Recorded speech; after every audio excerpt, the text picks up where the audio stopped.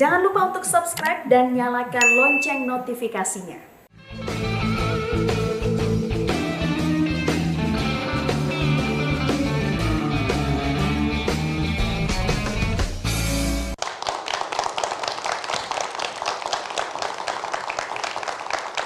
Di tengah pertarungan kita melawan pandemi COVID, saya ingin meminta perhatian Anda sejenak agar kita menengok pada satu kasus yang tidak kalah penting yang terjadi di sekitar kita, yakni pelecehan seksual terhadap kaum perempuan.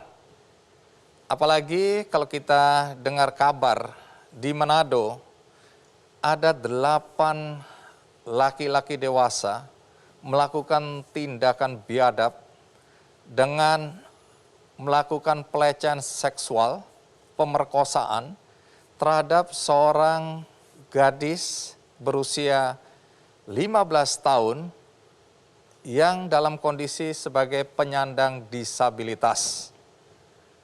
Ini tindakan yang tidak bisa dipahami dan tidak bisa dimaafkan, apalagi dilakukan di tengah kondisi kesulitan pandemi COVID. Karena itu saya tidak bisa pura-pura tidak tahu bahwa ada kekerasan terhadap perempuan di sekitar kita. Dan oleh karena itu hari ini saya mengangkat topik ini agar kita sama-sama mengetahui dan peduli bahwa kejadian ini ada dan harus menjadi perhatian serius kita semua. Salah satu narasumber nanti adalah korban perkosaan yang dilakukan oleh beberapa pria.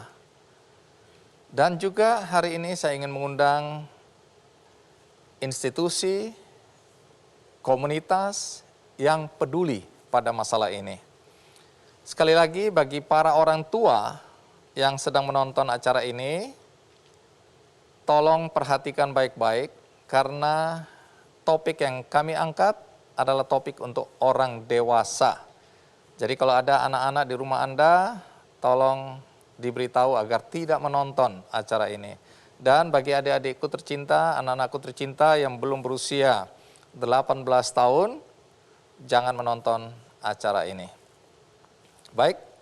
Tamu kita yang pertama adalah dari Komnas Perempuan, diwakili oleh Mariana Amiruddin. Mariana, apa kabar? Baik. Terima kasih sudah mau hadir di acara Kikendi. Terima kasih. Silakan duduk. Ya. Tadi di dalam pembukaan, saya sempat menyinggung kasus di Manado. Tentang seorang anak penyandang disabilitas masih berusia 15 tahun yang diperkosa oleh 8 pemuda. Apa komentar Anda dan Komnas Perempuan melihat peristiwa ini? Ini sebuah kejahatan sebetulnya yang harus diperhatikan secara serius. Dan Komnas Perempuan sebetulnya sudah memberikan banyak data dan merekomendasikan kepada pemerintah bahwa tidak hanya satu orang seperti ini yang mengalami geng rap ya istilahnya, tapi juga banyak di pelosok daerah Indonesia yang lain itu mengalami hal yang sama. Jadi berarti ada data baru yang terus berdatangan dan itu perlu perhatian dan juga penyelesaian, penanganan oleh aparat hukum ya. Dan juga ya biasanya korban yang trauma itu yang mengalami kekerasan seksual butuh pendampingan secara psikologis karena harga dirinya tercerabut. Karena hanya peristiwa perkosaan lah hati seseorang itu akan hancur dan begitu pula masa depannya kecuali dia bisa pulih dari traumanya. Nah, tapi dari apakah itu pengamatan, apakah data yang diterima oleh Komnas Perempuan, bagaimana tingkat pelecehan seksual, tingkat kekerasan dalam rumah tangga yang dialami perempuan, dan pemerkosaan yang terjadi di sekitar. Apakah itu meningkat, menurun, atau ada kejadian-kejadian yang menjadi perhatian dari Komnas Perempuan?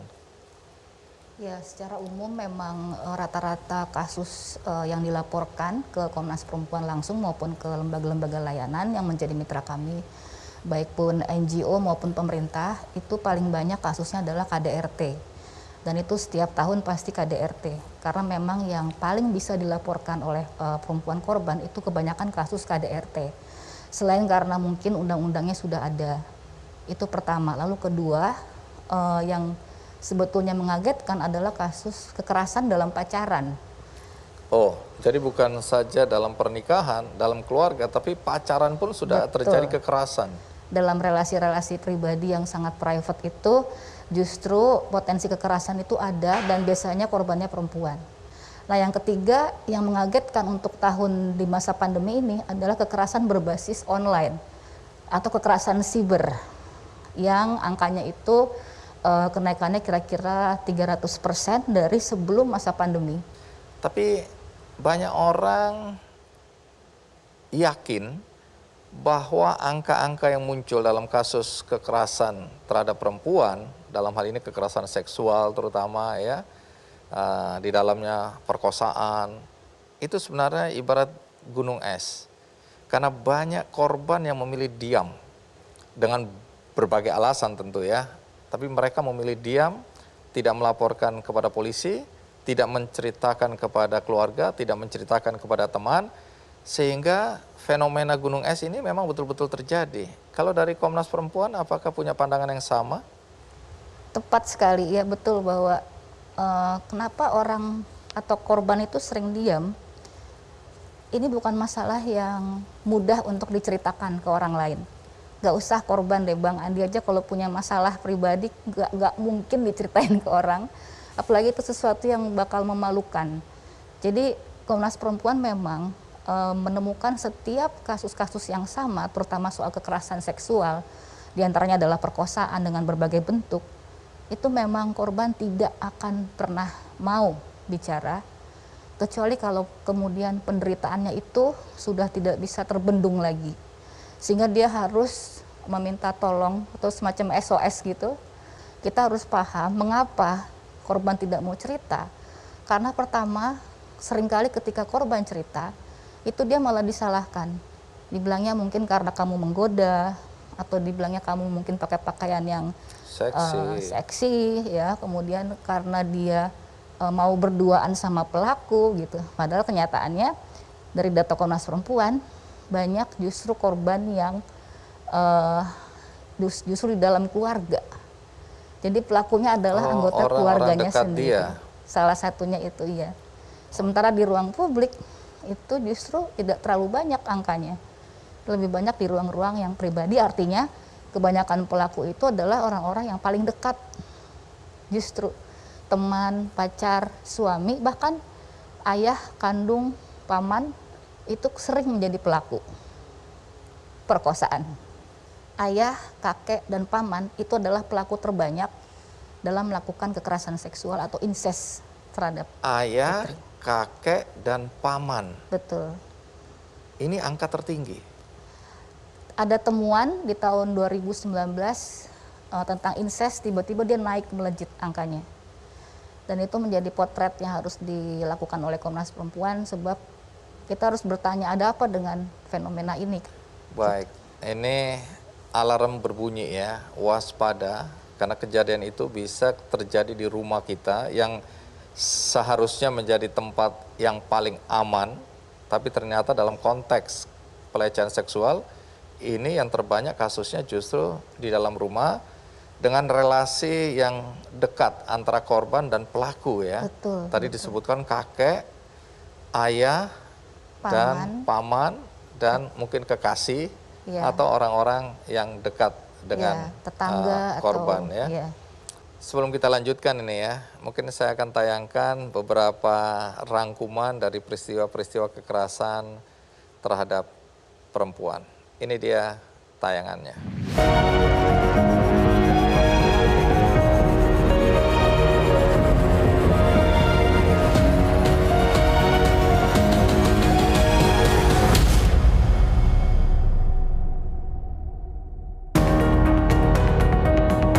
Kekerasan seksual berulang kali terjadi di Indonesia. dan kaum perempuan yang paling rentan menjadi korban. Komnas Perempuan mencatat di tahun 2020 terjadi hampir 300.000 kasus kekerasan seksual. Baru-baru ini di Manado, perempuan penyandang disabilitas berusia 15 tahun diperkosa oleh 8 pria. Ada pula di Maluku Utara, perempuan berusia 16 tahun menjadi korban ruda paksa oknum polisi di Polsek Jailolo. Pasal 80 dan 81 yang ancaman maksimalnya adalah 15 tahun penjara. Kasus pelecehan juga terjadi di Aceh. Korban yang masih berusia di bawah 10 tahun diperkosa ayah kandung dan pamannya. Tentu saja ini menjadi alarm keras bagi negara untuk segera bertindak tegas dalam menerapkan hukuman bagi para pelaku kekerasan seksual. Tak sedikit pula masyarakat mendorong pemerintah segera mengesahkan RUU PKS. Tapi dari semua kasus yang dilaporkan Komnas Perempuan, kasus pelecehan seksual yang mana jadi perhatian serius bagi Komnas Perempuan? Semua jenis, sebetulnya semua bentuk kekerasan seksual itu menjadi perhatian kami. Karena kekerasan terhadap perempuan itu kan banyak jenisnya. Ada KDRT, ada pelecehan seksual di tempat umum, lalu ada kekerasan seksual yang itu seringkali tidak dipercaya orang bahwa itu ada, bahwa ini sebuah kejahatan, bahwa ini korban bisa tercerabut harga dirinya, martabatnya, dan juga masa depannya. Itu sama sekali orang sulit membayangkan itu terjadi. Bahkan dari berita-berita yang ada, misalnya ada geng rape atau anak di bawah umur diperkosa 8 orang misalnya, itu orang masih sering bilang itu mungkin anaknya yang cantik atau apa, atau ibu itu mungkin pakai daster atau apa. Jadi dipersalahkan perempuan korbannya. Betul, karena perempuan itu sering dianggap sumber dari malapetaka ketika berhubungan dengan seks. Seorang istri cerita bahwa ketika dia baru saja melahirkan, di mana dia membutuhkan jahitan karena robeknya alat kelamin dia saat melahirkan, masih basah posisi jahitannya, itu suaminya meminta untuk berhubungan seksual.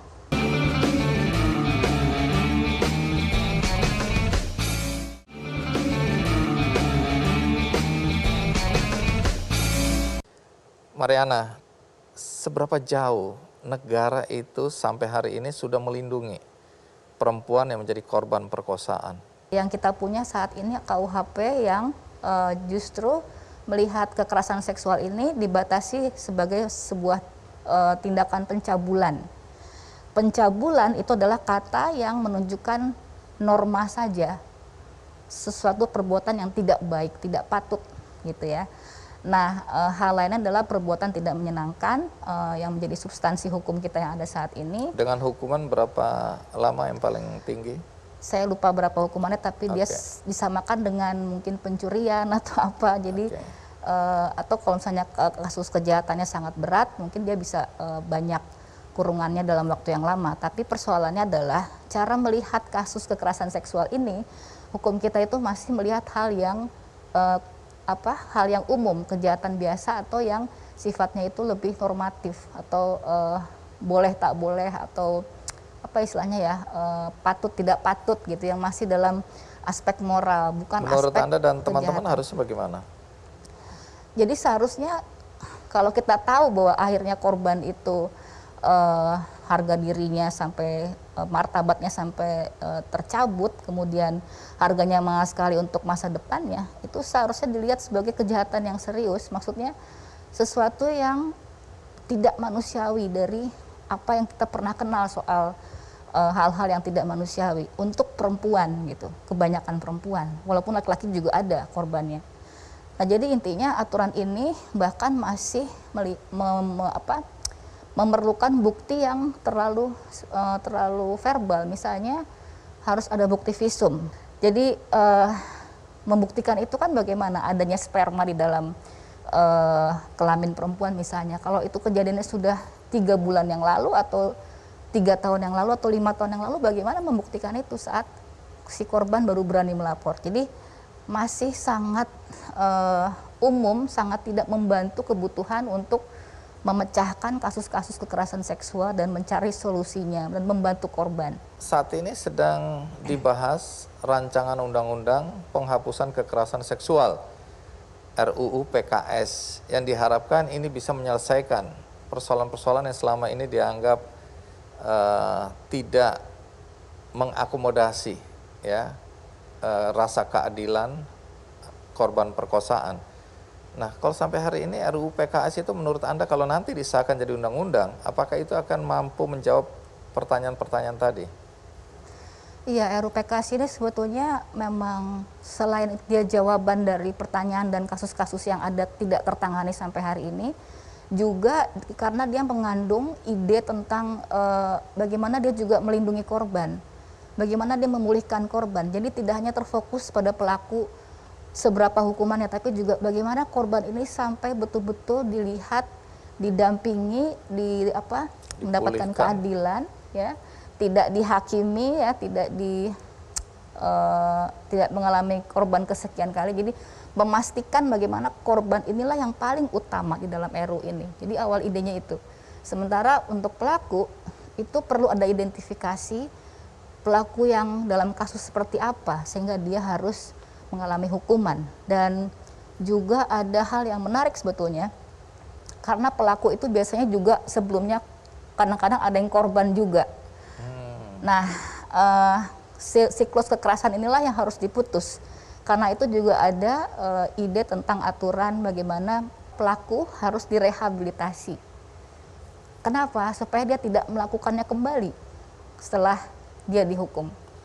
Tadi Anda sebutkan bahwa ada korban perkosaan laki-laki. Ada. Kasusnya seperti apa itu? Kasusnya biasanya dia tidak banyak yang secara fisik. Sebetulnya kami juga menemukannya di media, Bang, karena kita juga butuh membuktikan apakah selain perempuan itu juga ada korban dan anak, ya. Ternyata ada juga, tapi pelakunya kebanyakan juga laki-laki. Jadi korbannya begitu ya. Iya, jadi korbannya ini tuh tidak mau cerita laki-laki karena dia malu. Nggak mungkin laki-laki bisa diperkosa. Saya ingin kembali ke rancangan undang-undang PKS. Kenapa sampai hari ini belum dijadikan undang-undang? Perdebatannya, ringkasnya apa yang terjadi perdebatan? Perdebatannya karena ini tes buat bangsa ini, ya. Ketika kita bicara soal hal yang paling pribadi, paling private, tentang seks, itu orang kaget, terutama dari kelompok-kelompok yang tidak pernah membicarakan ini dan yang menganggap bahwa seks itu adalah hal yang profan, hal yang sangat negatif, yang sangat buruk lah ya secara normatif ataupun secara agama. Sehingga ketika dia membaca RUU ini dengan pengertian-pengertiannya yang sebenarnya sudah ada di dalam banyak negara-negara lain juga sudah diterapkan, itu shock, mengalami shock culture, ya. Dan menolak. Dan kemudian menolak dan menuduh bahwa RUU ini memberikan peluang, memberikan kebebasan seks dan juga LGBT, memberikan peluang-peluang negatif terhadap masyarakat. Padahal itu karena pemahaman tentang seksualitasnya belum jauh sehingga dia paham masuk ke dalam peristiwa dan kasus-kasus yang ada. Di luar itu ada beberapa daerah yang memberlakukan perda dan juga ada yang memakai hukum adat, hukum agama, ya, yang intinya adalah tidak melindungi korban perkosaan, malah sebaliknya korban perkosaan dituduh adalah penyebab kejadian ini, dituduh melakukan zina bahkan, dan seterusnya dan seterusnya. Bagaimana Komnas Perempuan melihat perda-perda seperti ini atau hukum-hukum adat yang masih diberlakukan dan itu kontradiksi dengan hukum positif yang berlaku di negeri ini? Iya, betul, ya. Tadi yang saya katakan itu karena cara melihat seksualitas itu masih sangat tabu dan dia pasti negatif, tidak mungkin tidak, kecuali dalam perkawinan. Yang itu pun dalam perkawinan sebetulnya ada juga perkosaan. Kalau Bang Andi mau tahu kasus yang mengerikan, 2 kasus yang pernah kami terima pengaduan langsung dalam perkosaan di dalam perkawinan itu ada, kalau mau disebutkan nanti. Tapi intinya bahwa Semua ini karena tidak ada rasa ingin tahu sebetulnya apa sih yang terjadi ketika perkosaan itu terjadi. Dan menganggap bahwa ketika orang laki-laki perempuan dalam satu suasana yang sepi itu dianggapnya maka zina. Padahal belum tentu. Siapa tahu si perempuan itu digiring, dibawa di sebuah tempat, diperdayai dan kemudian diperkosa di pinggir pantai mungkin atau di dalam rumah kosong, lalu orang mengira itu zina. Jadi pengertian seks yang orang pahami selama ini hanyalah perzinahan dan hubungan seksual. Tadi Anda menyebutkan kekerasan dalam perkawinan. Nah, soal statement Anda ini kekerasan seksual dalam perkawinan itu apa ya? Saya kasih contoh kasusnya aja ya. Seorang istri cerita bahwa ketika dia baru saja melahirkan, di mana dia membutuhkan jahitan karena robeknya alat kelamin dia saat melahirkan, masih basah posisi jahitannya, itu suaminya meminta untuk berhubungan seksual. Karena tak boleh menolak, maka istri pun tidak bisa menolak. Terpaksa melayani. Pasrah, terpaksa, dan akhirnya dia mengalami pendarahan, si istri. Jadi bolak-balik harus ke rumah sakit karena pendarahannya sampai terinfeksi.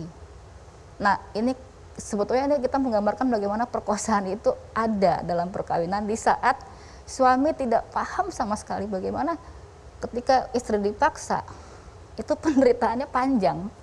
Tapi hukum kita apa bisa mengakomodasi peristiwa seperti ini? Sebetulnya ada di undang-undang KDRT, tapi bahwa spesifikasi kepada kekerasan seksualnya dia belum terjabarkan di situ. Oke, jadi masih ada PR lagi nih ya? Ada PR lagi. Baik. Nah, sekarang kita masuk ke kekerasan, apakah itu seksual, apakah pelecehan aja.